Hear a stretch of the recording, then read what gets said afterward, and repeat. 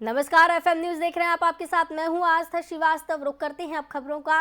उत्तराखंड विधानसभा का शीतकालीन सत्र आज से शुरू हो गया है। 5 दिसंबर तक चलने वाले इस सत्र में कानून व्यवस्था से जुड़े अंकिता हत्याकांड और केदार भंडारी प्रकरण के अलावा उत्तराखंड अधीनस्थ सेवा चयन आयोग परीक्षा घोटाले पर हंगामा होने के आसार हैं।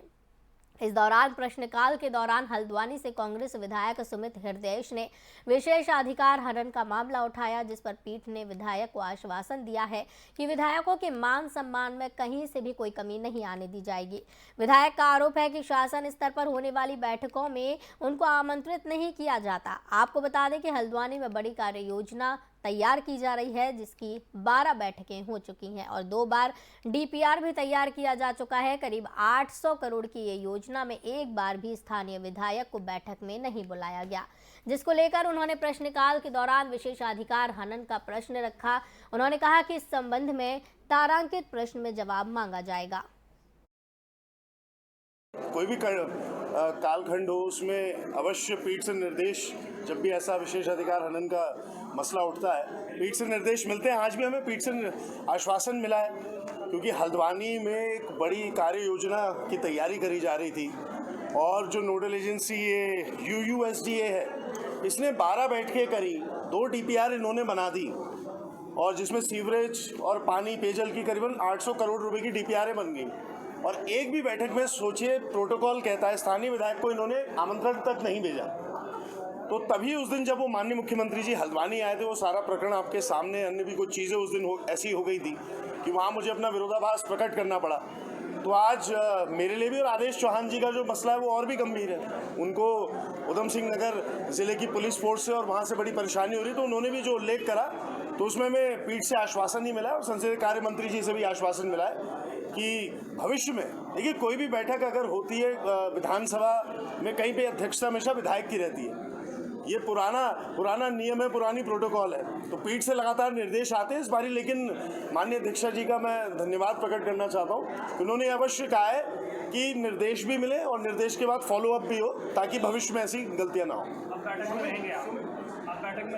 अब बैठक में आमंत्रित करेंगे तो रहेंगे, और नहीं करेंगे तो आप सोच लीजिएगा, पीठ के निर्देश को भी अगर दरकिनार करा जाएगा तो दोबारा सत्र में या माननीय अध्यक्ष महोदय के सामने प्रकरण को रखा जाएगा। सुमित जी, हल्द्वानी में जो सफाई व्यवस्था है उसको लेकर लगातार सवाल उठ रहे हैं और उत्तराखंड विधानसभा का शीतकालीन सत्र शुरू हो गया है। बता दें कि विधानसभा सत्र के पहले दिन धर्मांतरण को लेकर सरकार को घेरने की कोशिश की गई, जिसके चलते ये कानून और भी सशक्त बनाए जाने की बात कही जा रही है। तो वहीं आपको बताते चले, उत्तराखंड धर्मांतरण कानून को और भी सशक्त बनाने के लिए इसकी सजा को 2 से लेकर 7 साल तक निर्धारित कर दिया गया है। उत्तराखंड चीन और नेपाल से सटा हुआ राज्य है, जिसके चलते प्रदेश में धर्मांतरण किए जाने के आसार बने रहते हैं। इसी के चलते ये कानून और भी सशक्त बनाया गया है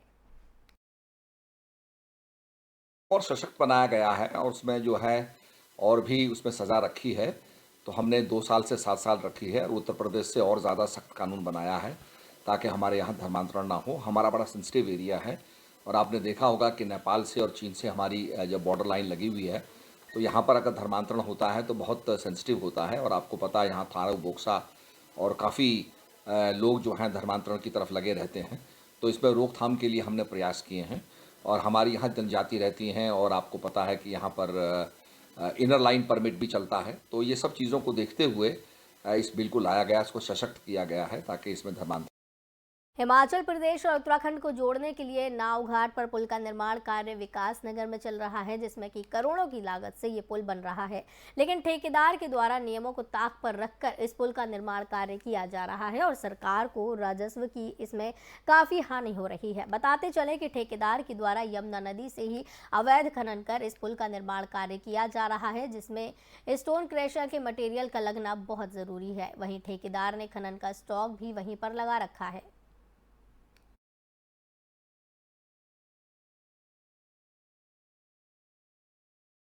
वाहनों की फिटनेस अनिवार्य करने और 10 साल पुराने डीजल चलित ऑटो विक्रम को बाहर करने के विरोध में देहरादून में विक्रम ऑटो और सिटी बसों ने एक दिन का चक्का जाम किया। इसके साथ ही ये सभी वाहन स्वामी विधानसभा कूच करने पहुंचे। दरअसल परिवहन विभाग ने ऑटोमेटेड फिटनेस सेंटर शुरू कर दिए हैं और वाहनों की फिटनेस अनिवार्य कर दी है, जिसका ऑटो, सिटी बस और विक्रम संचालक विरोध कर रहे हैं। सबसे बड़ी बात यह है कि हाल ही में आरटीए की बैठक हुई थी, जिसमें 2023 तक 10 साल पुराने डीजल से चलने वाले ऑटो और विक्रम को बाहर करने का निर्णय लिया गया है, जिसका भी भारी विरोध देखने मिल रहा है। वाहन स्वामियों का कहना है कि अगर हमारी गाड़ी बाहर की जाती है तो उनके सामने रोजी रोटी का संकट पैदा हो जाएगा। तो है सब आम आदमी की लड़ाई। और जहां तक आप 10 साल की बात करो, ये 10 साल वाला मामला नहीं है। अब इन्होंने सीधा मार्च 2023 में कह दिया कि सारी गाड़ियां जो भी, चाहे ऑटो हो चाहे विक्रम हो, उसको समाप्त किया जाएगा। तो पहले तो मैं आपको बता दूं, ये 10 साल वाला मामला नहीं है, ये लोगों की अब रोजी रोटी का जुड़ा मामला है। क्योंकि जिस आदमी ने 2015 में, 17 या 18, 19 में जब भी लोन लेके अगर गाड़ियाँ ले रखी है और वो अपने बच्चे पाल रहा है, तो अगर उसे मार्च 2023 में अगर उसकी गाड़ी समाप्त हो जाएगी तो वो पैसे कहाँ से, पहले तो बैंक के ही नहीं कहाँ से चुका पाएगा। तो हमारा विरोध ये है कि जैसे कि माननीय उच्च न्यायालय का 2017 का एक आदेश है कि डबल बेंच का, जिसमें साफ लिखा हुआ है कि ना तो आरटीए ना ही एसटीए कोई आयु सीमा निर्धारित कर सकता है।